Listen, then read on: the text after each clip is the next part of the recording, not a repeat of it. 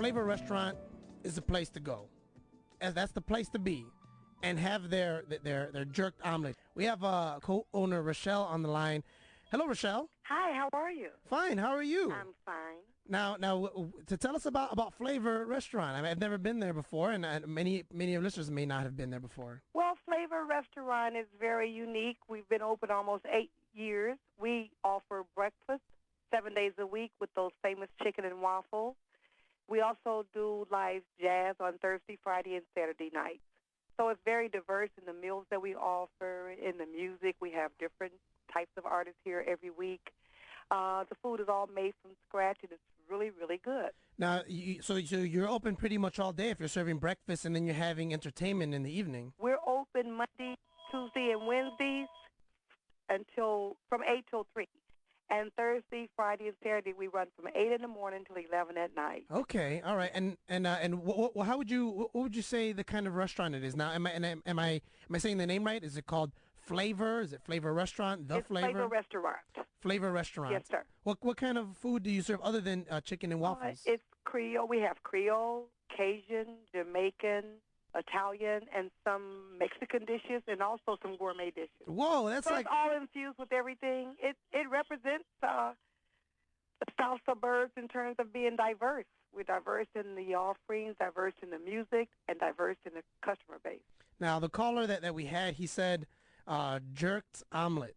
He's like that's excellent. It's a Romy's omelet. Is actually named after my youngest son. His name is Jerome, and he created it. It's a healthy omelet, and it tastes good with egg whites, diced jerk chicken breast, green onions, mozzarella cheese. It comes with a jerk sauce. That sounds like something you make, at home with the stuff that's left. When you're like, I don't really like the yolk. Let me just take the yolk out and just chop everything up. Well, it's the environment is very much at home. What I hear from the customer is that they feel like they're at home. And that's what you're trying to achieve. And the unique thing about us for breakfast is we have a bar. We offer mimosas, Bloody Marys, pizza and ribs. Did you say pizza and ribs? We have ribs. We're having ribs this weekend, actually. As a special? Yes. And what? So like what is it the special? Because there's so many ways to do ribs. Well, I have to take you back. My mom was old school rib house at 63rd Street on the south side of Chicago. So we don't play around with the ribs. They are very good. We do serious ribs. Well, tell me how did you get into being a restaurateur and having Flavor Restaurant? Well, a bad thing turned into a good thing. I was actually downsized from my job and was looking for something to do, and I had a friend that heard that I liked to cook and entertain and knew that I always wanted a restaurant, and she said, would you like to open a restaurant? And without thinking much, I said, yeah. And that was it? And that was it. And since then, we've done Chicago Tonight, Check Please, Supper Club, Metro Mix. We've been very lucky. Wow, so you had a lot of positive critique and acclaim. That's great. Yeah. Now, whenever you get whenever you get sort of that kind of attention, does business spike? And how do you feel like when are you kind of afraid at first? Like, oh no, what are they going to say? It spikes, and it's like it's good and it's bad because in the real world at Flavor, every customer gets a lot of individual attention from the host, the bus, the server, and from me. But when you get the TV shows and things like that, you get bombarded, and so like the young man that talked about Flavor, he will have a different experience than the ones who come after the show airs because it's really busy. Now, what are some of the did you have challenges when you first owned a restaurant? I think you mentioned your mom owned the restaurant beforehand? Yeah. A rib place? Yeah. Now, did you have challenges when you opened up your own place, or did you have an advantage? Cause I had challenges because this is one of the most difficult businesses to run, and I had never opened a restaurant.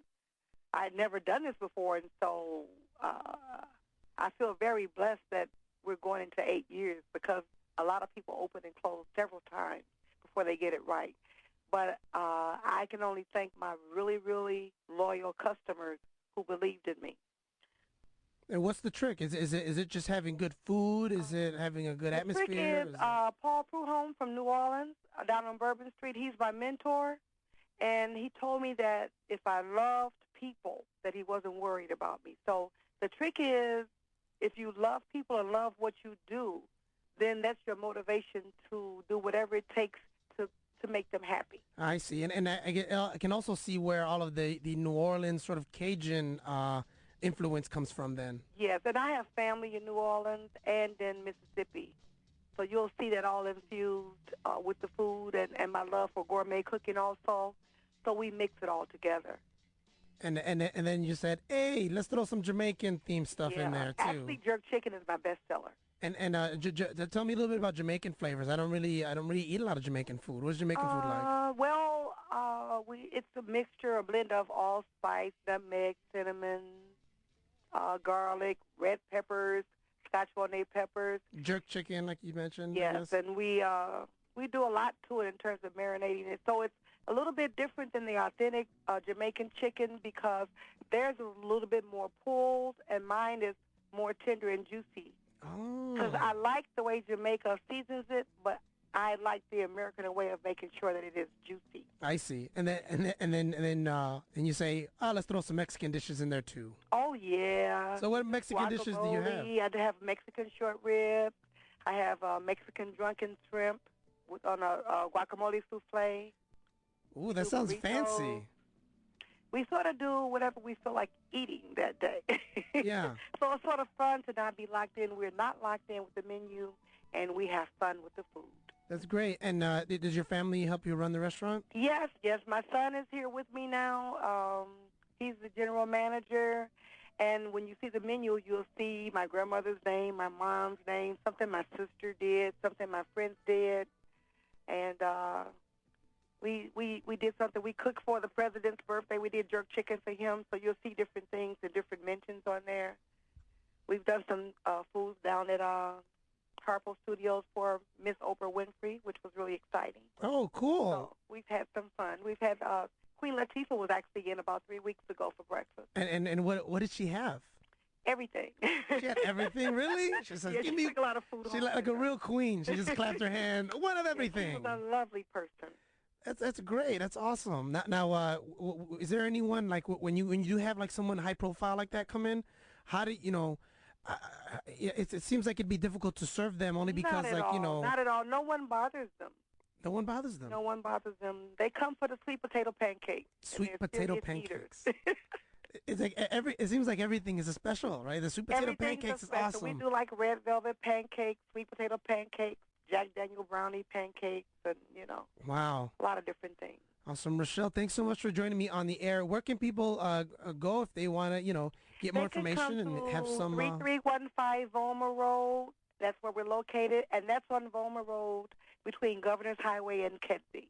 Awesome. And you guys are open when again? We're 30 miles south of downtown Chicago. Okay, 30 That's miles. in Flossmoor, Illinois. And you're open at 8 a.m. you mentioned? 8 a.m. Until 3, Monday through Wednesday? Your radio audience. Yeah, awesome. Rochelle, thank you so much again. Thank you.